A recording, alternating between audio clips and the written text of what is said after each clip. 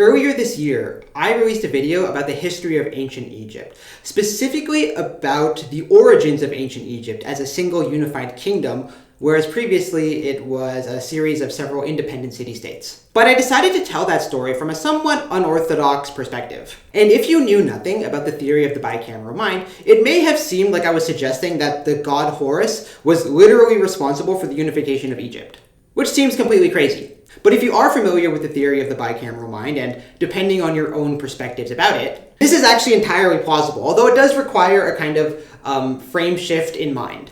Because what I'm implying is that Horus was a kind of psychological entity residing within the minds of his followers. He was a part of the personality of his chief priest. And so from the priest's perspective, he was simply obeying the commands of this divine entity, unaware that these commands were actually coming from within his own unconscious mind. And these commands were likely delivered through auditory hallucinations, which explains why they were readily obeyed. It explains, whenever we see in history the words of the gods being written, it explains where those words came from. But this also explains what the gods actually were, if we ask the question, like, what were these humans doing in the past? And it also explains why humans were so obsessed with these entities and had entire apparatuses constructed in order to interact with these beings. Again, these beings being entities originating from their own minds. And I want to emphasize that this is history. It's not mythology. This is what happened. Although some things are hard to know for sure, but from the perspective of the people back then, all of this was being initiated and carried out by these divine entities. And so the gods were the main actors in a significant number of historical events, especially the farther back in history you go. This is clear because the gods were playing a huge role in ancient Egyptian society. And so we really need to conscientiously think about what these gods could have been without just dismissing them as a silly invention, which is the more modern view, or at least one of the more modern views. Furthermore, something about these entities was beneficial for having cohesive large societies on that scale. Because the origins of civilization itself seems to be closely connected with humans engaging with metaphysical entities, i.e. practicing something like religion. And so the best way to explain what these metaphysical entities were is to posit that these entities were hallucinatory in nature and that they originated from within the person's mind and they could perceive this entity as a kind of being speaking back to them. And back then, with the limited knowledge that people had about psychology and about the brain, they would have believed that these entities were really there rather than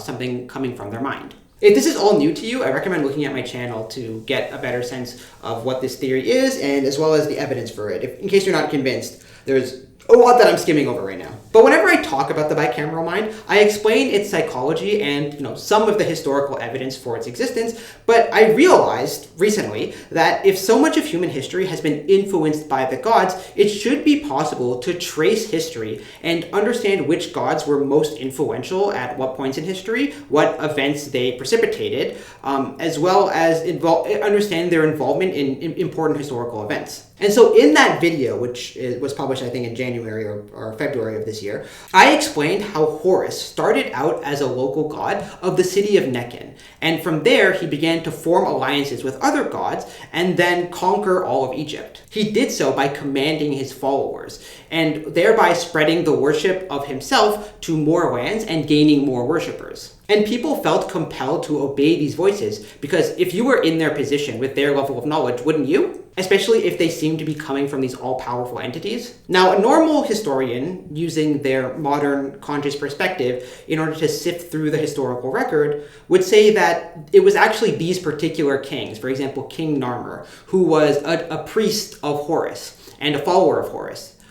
It was really him who was responsible for unifying Egypt, and Horus was just the god that Narmer worshipped. But what I'm saying is that we can actually attribute the conquest of Egypt to an entity called Horus. And in fact, if you examine the words which the ancient Egyptians left us, this was their perspective as well. They believed that it was the gods commanding them, and that in a sense, these gods were the true rulers of their people, and the priests were just kind of there to facilitate that interchange. And so Horus was a collective psychological manifestation who controlled thousands of people. And even the Narmer palette, this highly significant artifact, which I'm still stunned whenever I look at it, which commemorates the conquest of Egypt, shows Horus in the principal role. And he is even placed above Narmer to show that Horus was really the chief instigator of all this. This is hard for us to imagine in the modern world because we tend to attribute agency to a person's ego, and we usually equate them with their ego. And so when we say that somebody's responsible for something, we kind of make the implicit assumption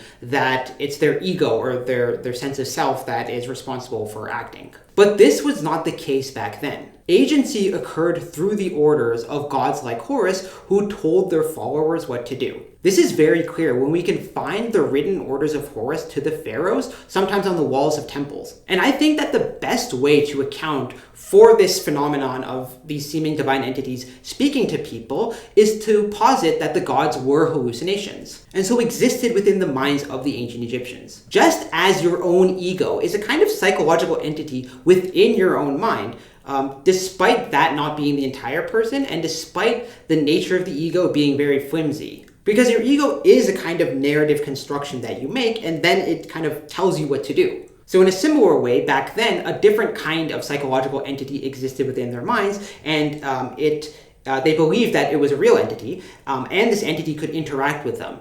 Again, they weren't aware that it was really coming from within their own minds and it was themselves. They perceived it as something external. So Horus was a psychological force within the minds of the Egyptians. And again, there's a lot of other gods that were also psychological entities within the minds of the Egyptians. It's not just Horus, but Horus was one of them. And in fact, Horus had his own agency throughout this whole period. And gods even had their own agency.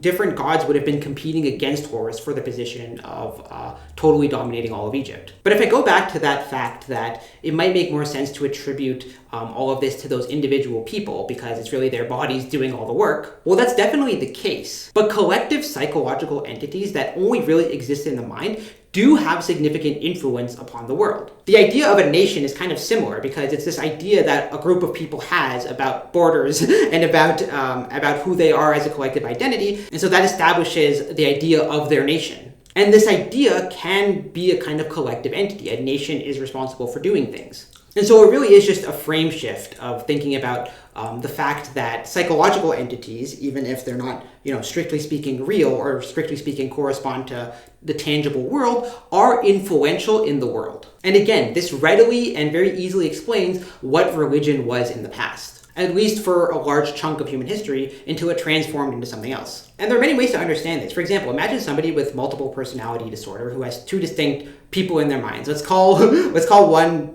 Jekyll and call the other one Hyde. It's possible for Hyde to be responsible for some things while Jekyll is unaware of it, or at least not as influential in causing it to happen. And so a different part of your personality can act in its own with its own agency. And so these collective entities called the gods had a very similar relationship in that respect. And so that's why I'm saying, as weird as it sounds, that Horus, the god side of the bicameral person, was the true entity responsible for conquering Egypt. And we have to realize that Horus had many followers, and multiple generations of his followers were involved in the conquests. This didn't start with Narmer, although he was the one who kind of finished it. It started with some of his predecessors. But as they died and were replaced, Horus remained the same. Horus was the kind of stable entity, whereas these humans were the ones that were being born and dying. And so that's why it kind of makes more sense to think of Horus as being the chief instigator of this, because he existed for multiple generations, even though the men he commanded came and went. And you might be thinking, and this is a good point actually, that the Horus of one king is not going to be the same as the Horus of another king. And I would argue that they actually do have a kind of stability that can be transmitted from person to person. But even if it was slightly different, I mean, that's obviously kind of a big question, a big metaphysical question. But I think that it does make sense to call it a continuous entity known as Horus, even though that manifestation within a particular person's mind may differ. And it even may differ significantly from previous generations. And I think that's obviously the case in ancient Egypt, because Horus was worshipped through the entirety of ancient Egypt, being one of the really main gods, although at various points his power would rise and diminish, and other gods would become very significant. But obviously it's a very long and complicated history. And I also think that religion and a lot of the rituals associated with the act of worshiping Horus, as well as kind of things like scripture, like things Horus had said in the past, would kind of inform the philosophy of new Horuses manifesting within the new minds of successors of the people who originally worshipped Horus. And so that's why Horus can have a kind of stability. It's through religion. And you know, I think that's the case with religion today as well. Like the words of a particular religious doctrine continue to inform successive generations of the same people of that religion. So this way of looking at things is definitely unusual, and it does take a complete frame shift to understand it. But once you do, you realize that these things called gods had an enormous role on human history. And so I endeavored to explain some of the earliest events in human history from the perspective of the gods. Because it really was the gods who caused many of the dramatic changes in human history, including the birth of ancient Egypt. And this is an epic history that goes far beyond Egypt as well. It involves thousands of different gods clashing with one another, forming pantheons, being displaced whenever a new god entered the arena. It would have involved Athena ruling over Athens and Ares ruling over Sparta. The many gods of the Near East, including Ahura Mazda, the primary god of the Zoroastrian religion, as well as the incredible story of how one god, whose original name is not known, but who is often called Yahweh, became the dominant god of the entire Middle East, and eventually became so powerful that he was proclaimed to be the sole god in existence. And now nearly everybody on earth worships this god and or a human avatar of this god named Jesus. Now, it should be clear that at various points in history, the gods would have been less and less influential over the actions of people as people became more conscious and less bicameral, and in that sense, attributing their own ego to their volition and having stronger egos and a stronger sense of self, which is kind of like the modern way people are today. But you also see times in history where particular individuals, known as prophets, receive messages from the gods and go on to act on behalf of those gods to alter history in significant ways. Now, this project, which I attempted through that video, was challenging to say the least. It involved a huge amount of research, and whenever we talk about events which occurred nearly 5,000 years ago, the evidence is really scattered and hard to piece together. But amazingly, I was able to learn about how Horus became king of a unified Egypt, and how his throne was usurped at one point by the god Seth. But this appears to be the origins of the mythological rivalry between Seth and Horus. I also tried to supplement the story with the actual words written by Horus, but these were really hard to find. Funnily enough, I found a really good record which went through all of the writings from ancient Egypt as far back as they could go and provided translations of them, except for some reason the book decided to not include religious text or religious writings. Because again, they're treating the writings of the ancient Egyptians from our modern perspective, where we divide and clearly divide government and religion. But back then, these two things would have been the same thing. So I plan to tell that story again in a more engaging format, probably on camera, just because I don't want to let all of that research go to waste, and I think a lot of you should really hear about this story and find it really fascinating. And also, there's so much more to tell. So whenever I have time, I'll try to learn more about the history of other gods and to tell their stories, hopefully culminating in the rise of Yahweh and the Hebrew prophets, as well as Muhammad and the rise of Islam. So this video is just to let you know that those videos are coming. But regardless, I still want to convey the message that this picture, this perspective on history is a valid one. You have to think in psychological terms to realize why it makes sense and why it's an interesting perspective to consider. And even if the gods didn't exist objectively in the outside world, they existed objectively within the minds of these people. They really did exist in their mentality.